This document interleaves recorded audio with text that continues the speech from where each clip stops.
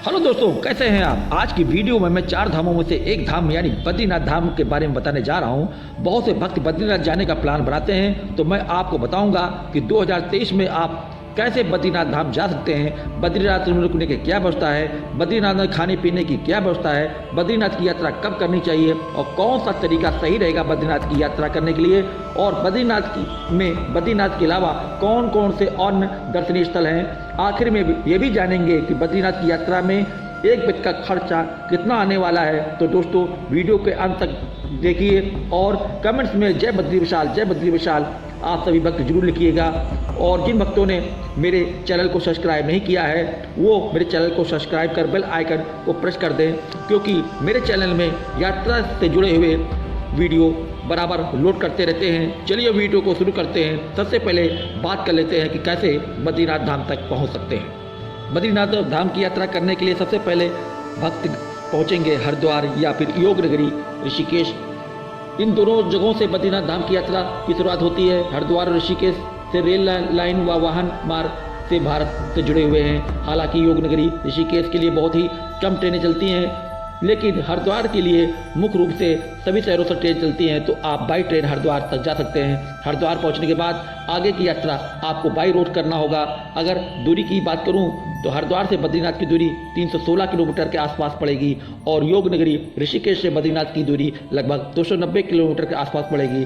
इसके अलावा अगर आप बाई फ्लाइट यात्रा करना चाहते हैं तो इसके लिए आपको आना पड़ेगा देहरादून एयरपोर्ट। देहरादून एयरपोर्ट पहुंचने के बाद यहां से आगे की यात्रा बाई रोड ही करना पड़ेगा, लेकिन मैं आपको सजेस्ट करूंगा कि आप बाई ट्रेन ही हरिद्वार आ जाइए। हरिद्वार आने के बाद आगे अपनी बद्रीनाथ की यात्रा हरिद्वार से करिए। दोस्तों, अभी हम हरिद्वार पहुंच चुके हैं। अब बात करते हैं कि हरिद्वार से बद्रीनाथ धाम कैसे जाना है। हरिद्वार पहुंचने के बाद आप 2 तरीके से बद्रीनाथ धाम जा सकते हैं। सबसे पहला सरल व तरीका है by bus. By bus Haridwar से बद्रीनाथ धाम के लिए जा सकते हैं। हरिद्वार से बहुत सारी बसें बद्रीनाथ धाम के लिए चलती हैं। अब बात कर लेते हैं कि आपको बस की टिकट कैसे लेनी है। जब आप हरिद्वार रेलवे स्टेशन पर पहुंचें तो रेलवे स्टेशन के बाहर बहुत सारी ट्रेवल एजेंसियां बनी हुई हैं, जहां से आप अपना हरिद्वार से बद्रीनाथ धाम के लिए बस की टिकट ले सकते हैं। इसके अलावा आप चाहें तो सीधे हरिद्वार बस स्टॉप पर जाकर टिकट ले सकते हैं। अब बात करते हैं कि बस की टिकट कितने रुपए मिलेगी। हरिद्वार से बद्रीनाथ धाम का किराया जो हरिद्वार गवर्नमेंट की बसें चलती हैं मात्र 550 रुपये से लेकर 600 रुपये तक आपको चार्ज करती हैं हरिद्वार से बद्रीनाथ धाम तक। इसके अलावा अगर आप बस की टिकट एडवांस में बुक कराना चाहते हैं तो आप किसी थर्ड पार्टी ऐप में आसानी ऑनलाइन टिकट बुक करा सकते हैं। अगर आप अपनी टिकट एडवांस पहले से कराते हैं तो आपको एक नुकसान होगा, 100 रुपये से 200 रुपये तक आपको ज़्यादा देना पड़ेगा। अगर आपको हरिद्वार से बद्रीनाथ तक डायरेक्ट बसें नहीं मिलती हैं तो इसके लिए आपको जाना होगा हरिद्वार से जोशीमठ के लिए आपको हरिद्वार से दिन भर बसें मिल जाती हैं, लेकिन बद्रीनाथ के लिए जो बसें चलती हैं वो शाम को नहीं चलती हैं, क्योंकि बद्रीनाथ धाम का रास्ता बहुत ही खतरनाक है। रास्ते में काफ़ी सकरे हैं और प्राइवेट टैक्सी पूरी तरह से बंद कर दी जाती हैं। रात को बद्रीनाथ हाईवे पूरी तरह से बंद कर दिया जाता है। जोशीमठ के आगे किसी भी वाहन को जाने नहीं दिया जाता है। तो आप हरिद्वार से जोशीमठ बाई बस जाइए, फिर दूसरे दिन सुबह वहाँ शेयरिंग टैक्सी चलती हैं, 100 रुपये चार्ज करती हैं, तो शेयरिंग टैक्सी से आप 100 रुपये देकर बद्रीनाथ धाम बड़ी आसानी से पहुँच सकते हैं। अगर दोस्तों बाई फ्लाइट देहरादून आ रहे हैं तो देहरादून पहुंचने के बाद देहरादून से सुबह 4 बजे से लेकर 7 बजे तक 3-4 बसें बद्रीनाथ के लिए चलती हैं, तो आप बाई बस बद्रीनाथ धाम तक देहरादून तक पहुंचने के बाद जा सकते हैं। इसके अलावा आप देहरादून से टैक्सी के माध्यम से बद्रीनाथ धाम जा सकते हैं। अब बात करते हैं दूसरे ऑप्शन की। दूसरे ऑप्शन में हरिद्वार से ऋषिकेश पहुंचकर प्राइवेट टैक्सी करके बद्रीनाथ धाम तक जा सकते हैं। बद्रीनाथ तक जाने के लिए प्राइवेट टैक्सी वाले 8,000 रुपये से 10,000 रुपये तक चार्ज करते हैं। ये आपको राउंड ट्रिप में बद्रीनाथ के दर्शन कराते हैं। पहले आपको लेकर जाएंगे बद्रीनाथ धाम, पहले दिन दर्शन कर लीजिए, इसके बाद माड़ा गांव के आसपास वह जगहों को विजिट कर लीजिए और शाम तक आपको हरिद्वार छोड़ देंगे। अगर आप चाहें तो 3-4 लोग हों या 5 लोग हों तो प्राइवेट टैक्सी करके बद्रीनाथ धाम के दर्शन जा सकते हैं। तो दोस्तों, ये बात हो गई कि आपको बद्रीनाथ धाम कैसे पहुंचना है।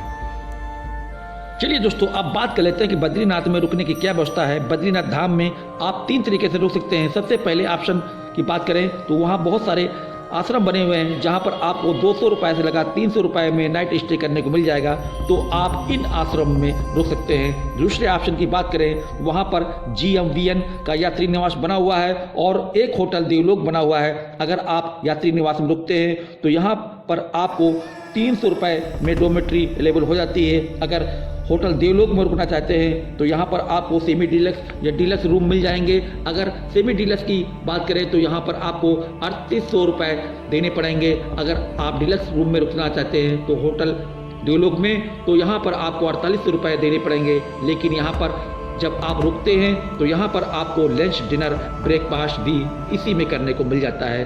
अगर आप यात्री निवास में रुकते हैं तो यहाँ पर सिर्फ 300 रुपये में डोमेट्री अवेलेबल हो जाती है। इसकी बुकिंग आप वहां पहुंचने के बाद भी करा सकते हैं। अगर आप पहले से अपनी बुकिंग ऑनलाइन करना चाहते हैं तो gmvnonline.com की साइट में जाकर आप रूम एडवांस में बुक करा सकते हैं। इसके अलावा बद्रीनाथ धाम में बहुत सारे प्राइवेट होटल बने हुए हैं। अगर आप पीक सीजन में जाते हैं तो बद्रीनाथ धाम की यात्रा करने के लिए, तो यहाँ पर आपको 2500 रुपये से 4000 रुपये तक रूम देने पड़ सकते हैं। अगर आप ऑफ सीजन बद्रीनाथ धाम की यात्रा करते हैं तो आपको 800 रुपये से 1500 रुपये तक प्राइवेट होटल रूम अच्छे से मिल जाएंगे। दोस्तों, आपके मन में एक प्रश्न उठ रहा होगा कि बद्रीनाथ धाम का पीक सीजन कौन सा होता है और ऑफ सीजन कौन होता है। तो दोस्तों, वीडियो के आगे बढ़ने से पहले इस बारे में बात कर लेते हैं कि बद्रीनाथ धाम में बहुत ज़्यादा भीड़ कब होती है और भीड़ बहुत कब होती है। बद्रीनाथ धाम में कौन सा समय अच्छा होता है बद्रीनाथ धाम की यात्रा के लिए। जैसा कि आप सभी को पता होगा कि बद्रीनाथ धाम के कपाट 6 महीने के लिए खुलते हैं और 6 महीने के बंद होते हैं, क्योंकि बद्रीनाथ धाम का जो मंदिर बना हुआ है वो पहाड़ों के बीच में बना हुआ है और सर्दियों में यहाँ टेम्परेचर माइनस पहुंच जाता है तो बहुत ज़्यादा बर्फ पड़ने लगती है। इसलिए सर्दियों में बद्रीनाथ धाम के कपाट बंद हो जाते हैं। बद्रीनाथ के कपाट अप्रैल से मई के बीच में अक्षय तृतीया पर खुलते हैं। इस वर्ष 2023 में 8 मई को कपाट खुलने वाले हैं, ऐसा कहा जाता है।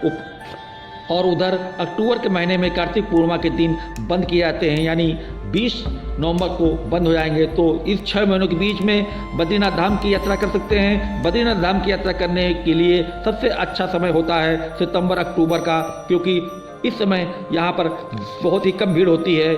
इसलिए सितंबर अक्टूबर में बद्रीनाथ धाम की यात्रा करते हैं तो आपको कम खर्चा बद्रीनाथ में धाम की करने में लगता है। बद्रीनाथ यात्रा का पीक टाइम होता है तो आप मई जून में होता है। मई जून में बद्रीनाथ की कपाट खुलते हैं तो बहुत सारे भक्त मई जून में अपनी बद्रीनाथ की यात्रा करते हैं। अगर आप कम भीड़ में यात्रा करना चाहते हैं तो सितंबर अक्टूबर के महीने में सबसे अच्छा रहेगा और कम खर्चे में आप सितंबर अक्टूबर में बद्रीनाथ के धाम की यात्रा कर सकते हैं। अगर आप भीड़ भाड़ में अपनी यात्रा करना चाहते हैं तो मई जून में बद्रीनाथ धाम की यात्रा कर सकते हैं। इसके अलावा आपको खर्चा ज़्यादा होने वाला है। तो दोस्तों, जुलाई अगस्त के महीनों में बद्रीनाथ की यात्रा नहीं करनी चाहिए, क्योंकि मानसून का समय होता है और बद्रीनाथ धाम जो यात्रा होती है वो पहाड़ी क्षेत्र से गुजरती है, तो जगह जगह पर लाइन स्लाइड हो जाता है। 3-3, 4-4 दिन का जाम लग जाता है। इससे आपकी यात्रा पूरी तरह से बर्बाद हो सकती है। इसलिए जुलाई अगस्त महीनों में बद्रीनाथ धाम की यात्रा नहीं करनी चाहिए। अब दोस्तों, बात कर लेते हैं कि आपको बद्रीनाथ यात्रा पर जा रहे हैं तो कितने दिनों का बद्रीनाथ धाम में स्टे बनाना चाहिए। यहाँ पर आपके पास 2 ऑप्शन हैं। अगर आप बाई बस द्वारा बद्रीनाथ धाम की यात्रा पर जा रहे हैं तो इसके लिए आपको बद्रीनाथ धाम में 2 रातों का स्टे बनाना चाहिए। अगर प्राइवेट टैक्सी से बद्रीनाथ धाम की यात्रा कर रहे हैं तो फिर आपको बद्रीनाथ धाम में 1 रात का स्टे बनाना चाहिए। अगर आप बस से सफ़र करते हैं तो आप 10 से 12 घंटे का सफ़र होता है और शाम तक आप बद्रीनाथ पहुंच जाएंगे, बद्रीनाथ के दर्शन करेंगे। इसके अलावा वहां पर कई दर्शनीय स्थल हैं, मैं आपको बाद में बताऊंगा, वहाँ भी आपको दर्शन करना है। तो दूसरे दिन आप पूरा समय निकल जाता है, फिर नाइट स्टे वहाँ पर करना होगा। फिर आप तीसरे दिन बद्रीनाथ धाम से वापस हरिद्वार आप आ जाते हैं। अगर आप प्राइवेट टैक्सी से जाते हैं तो आप पहले दिन पहुंच जाते हैं, बद्रीनाथ के दर्शन कर लेते हैं। दूसरे दिन सुबह सुबह उठते हैं और आसपास की जगहों को विजिट करेंगे। फिर उसी प्राइवेट टैक्सी से शाम तक हरिद्वार बड़ी आसानी से पहुंच जाएंगे। अब दोस्तों, बात कर लेते हैं कि बद्रीनाथ धाम में खाने पीने की क्या व्यवस्था है। बद्रीनाथ धाम में खाने पीने के लिए कोई दिक्कत होने नहीं वाली है। यहाँ पर आपको 100 रुपये से 150 रुपये तक थाली देखने को मिल जाएगी। आप यहाँ भर पेट भोजन कर सकते हैं। यहाँ पर बहुत सारे प्राइवेट होटल बने हैं, तो आप वहाँ भी जाकर भोजन कर सकते हैं। तो दोस्तों, हम लोग बद्रीनाथ धाम पहुँच चुके हैं, हमारे खाने पीने की व्यवस्था हो चुकी है।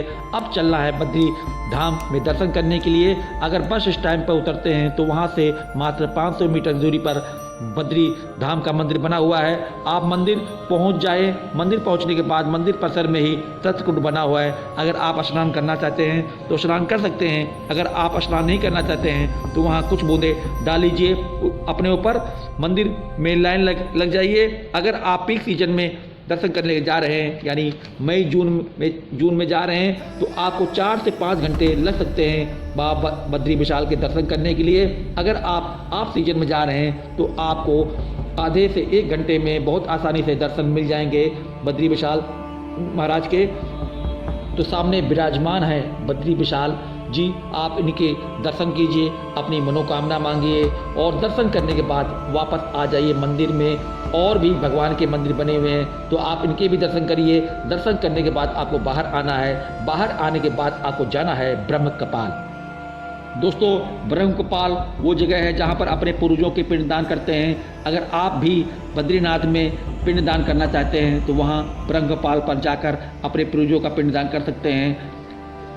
बद्रीनाथ मंदिर से 2 किलोमीटर ऊंचाई पर बना हुआ है चरणोपादका, तो आप चरणोपादका में भी जाकर दर्शन कर सकते हैं। तो ये बात हो गई कि आप बद्रीनाथ धाम में दर्शन कैसे करना है। अब बात कर लेते हैं कि बद्रीनाथ धाम में दर्शन करने के अलावा और कहाँ कहाँ जा सकते हैं दर्शन के लिए। तो आप सबसे पहले जाएंगे बद्रीनाथ धाम से 3 किलोमीटर दूरी पर पड़ता है भारत का आखिरी गांव यानी माड़ा गांव। तो दोस्तों, आप माड़ा गांव जाकर आप विजिट कर सकते हैं। जब आप माड़ा गांव जाते हैं तो वहां पर आपको 3-4 जगहों पर विजिट करना होगा। माड़ा गांव में भी आपको व्यास गुफा देखने को मिल जाएगी, वहां जाकर दर्शन के लीजिए। वहीं पर गणेश गुफा बनी हुई है, तो गणेश गुफा भी जाकर दर्शन कर सकते हैं। कहते हैं यहीं से पांडव स्वर्ग को जा रहे थे, तो भीम ने एक शिला डालकर पुल का निर्माण किया था, तो आप भीम पुल पर जाकर भी दर्शन कर सकते हैं। यहाँ पर सरस्वती मंदिर बना हुआ है, तो आप वहाँ सरस्वती मंदिर भी जाकर दर्शन कर सकते हैं। यहीं भारत की आखिरी चाय की दुकान देखने को मिलेगी, तो इस दुकान पर जाकर चाय की चुस्की भी ले सकते हैं। और दोस्तों, माड़ा गांव को विजिट करने के बाद अगर समय बचता है तो आप फिर बद्रीनाथ धाम आ जाइए। आपको ये पूरा माड़ा गांव घूमने में 1 से 1.5 घंटे में आप पूरा आसानी से माड़ा गांव विजिट कर लेंगे। तो दोस्तों, आखिरी में बात कर लेते हैं कि बद्रीनाथ धाम में एक बज का खर्चा कितना आ जाएगा। अगर आप पीक सीजन में बद्रीनाथ धाम के दर्शन करने जाते हैं, बाई बस से अपनी यात्रा करते हैं, डोरमेट्री में रुकते हैं और 4,000 रुपये से 5,000 रुपये बड़ी आसानी से बद्रीनाथ धाम की यात्रा कर लेते हैं। इस खर्चे में मैंने हरिद्वार से तक पहुंचने का खर्चा को नहीं जोड़ा है। हरिद्वार के बाद आप जिस तरह से यात्रा करते हैं, अपना खर्चा करते हैं, यानी 4-5 हज़ार रुपये में आप बद्रीनाथ यात्रा कर लेंगे। अगर आप ऑफ सीजन में जाते हैं तो इसके लिए आपको 3 से 4 हज़ार रुपये तक खर्चा आने वाला है। तो दोस्तों, ये था बद्रीनाथ धाम का यात्रा का संपूर्ण वर्णन। अगर आपके मन में कोई प्रश्न है तो मेरे इंस्टाग्राम में जाकर अपने प्रश्न पूछ सकते हैं। आप किसी के अन्य की वीडियो में खो जाएं, इससे पहले मेरे चैनल को सब्सक्राइब कर लीजिए। ये वीडियो बस इतना ही। मिलते हैं अपने नई वीडियो में एक नई यात्रा के साथ। तब तक के लिए शुक्रिया। जय बद्री विशाल। आपकी यात्रा मंगलमय हो।